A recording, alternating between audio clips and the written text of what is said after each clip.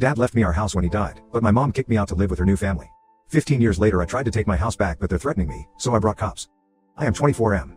Let me start off by saying I was kicked out by my mom because she needed to impress her new husband. Okay, if kicked out seemed a little harsh, we can say, she moved me out of my own house and made me live with my grandparents, father's side. I have all the good memories until my dad was alive. Unfortunately, we lost him when I was 7. As a kid, I felt devastated.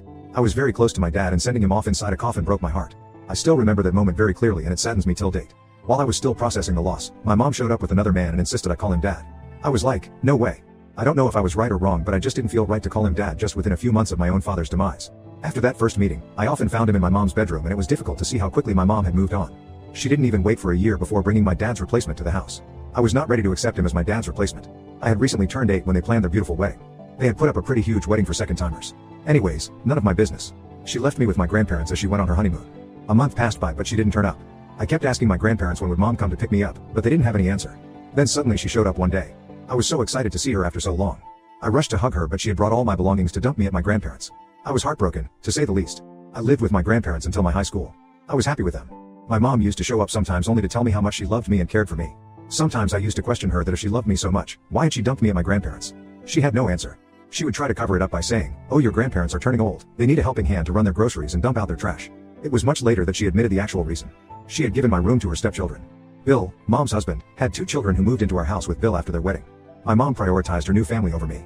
It was natural for me to get resentful of her. So eventually I stopped bothering her.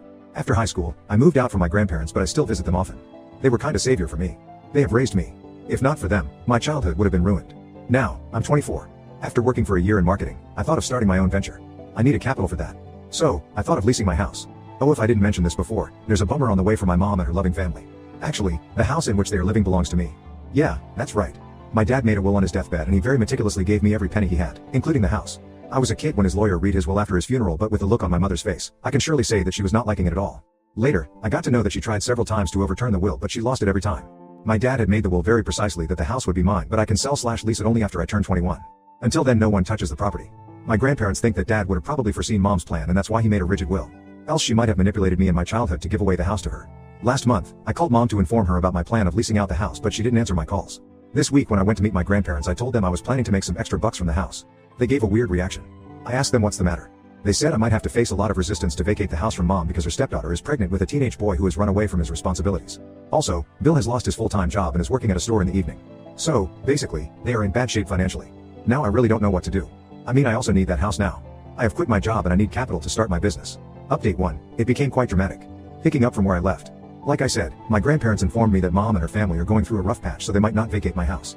I thought I'll inform mom about my plan and give them a few months' time to put their life together. Before that I was thinking of giving a month's notice, but knowing their situation, I thought of giving 3 to 4 months. Since mom was not answering my call, I went to meet her at home. The house was nothing as before and neither was my mom. Both had a cold vibe. Maybe she had sensed the motive behind my visit. On seeing me at the door, she gave out a fake smile and half-hearted hug. Mind you, we were meeting after almost a decade. Yeah, she stopped visiting me after I entered my teenage years. Yeah, I had turned bitter towards her. Why would I not? Even though we met after so many years, she didn't bother to ask me how I had been. She was not interested in knowing anything about me. It was like, oh, you're here. Must have been something important that brought you to my doors. The pleaser in me said, oh no, nothing important. Just came to check on you. It's been a long time.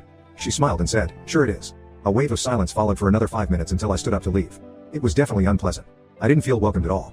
Besides mom, my pregnant stepsister was also home and she too gave me a very bad look as if I was there to create some sort of trouble. For the moment, I dropped the idea of taking back the house. I explored other means of arranging the money for my business but mom crossed all limits of narcissism. Last week was my dad's 15th death anniversary. My grandparents held a small prayer ceremony at the church. Since I was in the town, I decided to have a decent ceremony by feeding the poor and giving off some gifts to the underprivileged children. I invited my friends and relatives for the prayer.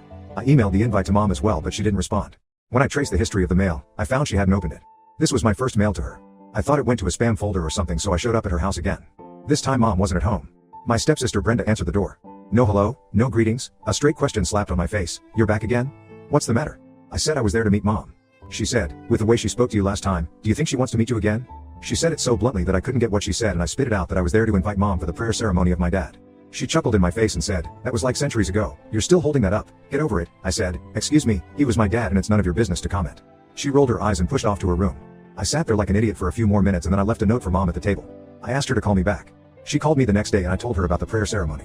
She remained quiet for a minute and then said she would not be able to make it because she had to take her Brenda for a checkup. That was a bummer. I mean she could have said that she would try but turning it down outrightly was disappointing. I replied sarcastically, yeah of course they are your priority. We are no one to you, so be it. Good luck raising that narcissistic woman and her bastard child. She flipped out that I used that word. I said why would I be nice to her when she was so mean to me? She made fun of my emotions. To defend her, mom said, it was natural for her to get furious. You can't talk about dead in front of a pregnant woman. You're such an insensitive dud like your father. The moment she said that, I lost my mind. I yelled at her that she should not talk trash about my father. If anyone who's insensitive here, it has to be her, the way she was talking about my dead father.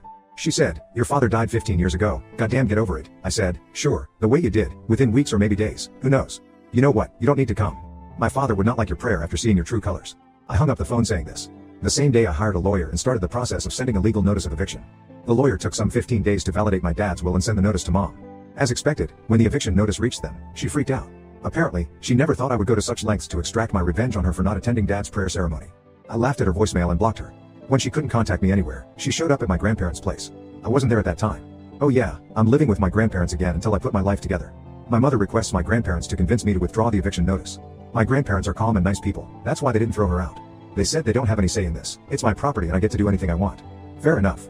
The answer didn't go well to her and she blamed my grandparents for raising me as an entitled brat. Really? What was she smoking when she said that? I asked my grandma why she did not say anything to my narcissistic mom.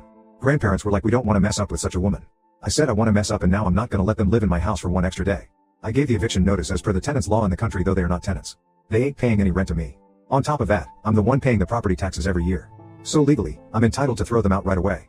My grandparents are God-fearing people. They talked me out of this idea. They said for the sake of the Lord, give them that 1 month to find another shelter. There's a pregnant woman there and we shouldn't pull her into the streets. I sighed that she didn't need any help either. She was equally toxic. My grandparents were like, so be it, she might be a sinner, but her unborn is not. Don't be cruel to that little creature. They convinced me to wait, else I was adamant to evict them on that very day. The next day I got a call from mom. I ignored it. She did the same to me when I was calling her. She messaged me to talk, it's urgent. I responded to check out my calendar and meet me at grandparents at my open slot. This didn't go well with her. She sent a long reply that I was trying to throw weight on her. What did I do with her 5 paragraphs mail? Nothing. That's right. I didn't respond. She might have got the hint that I was not going to give in to her pressure. Throughout my childhood, whenever I used to cry or throw tantrums for going home, instead of loving me, she would scold me and ask me to behave. She would petrify me to be a good lad and not throw tantrums. This was her parenting style and it worked. In order to keep her happy and not mess up with her, I would stop sobbing. But after she left, I would sulk at the corner of the house for hours. Not anymore. It's time for her to sulk, but sadly she won't have a corner to herself. So she came to meet me and I deliberately made her wait for an hour. She got anxious. I asked my grandparents to stay out of it. She kept asking them about me. They said they don't know and swiftly pushed back to their room. When I arrived to meet her, she gave me a look of, where the hell were you? I have been waiting here for an hour, but she didn't say anything. She sat there with a straight face. People in her situation would have tried to please me but remained solid on her grounds. She said, okay, let me start. I can't sit here forever. I have jobs to do, I murmured under my breath. Oh sure, you do. Finding a house is a difficult job. She gave me an annoyed look and said, what is this notice about? I replied, it is written in English. I'm sure you can read that, or do you want me to do that for you? She was absolutely pissed off. She threw the notice at my face and said she was not going to vacate the house on the basis of some stupid notice. After she was done yelling, I said then let's wait and witness the repercussions of not following the court order. She was like, I gave birth to you, don't you try to outsmart me. That house is of my husband and no one can throw me out from there. I said, surely, a legal heir can. I was responding to her calmly in order to piss her off and she did get pissed off. But the moment she referred to my dad as her husband, I lost my mind. Really? You have the audacity to call him your husband when you skipped his prayer saying he was history. You don't deserve his house. You are just squatters and I'm gonna free that house from all leeches. She stood up and said she was done being nice to me and now I'll have to deal with her lawyer. I laughed and said sure, by all means.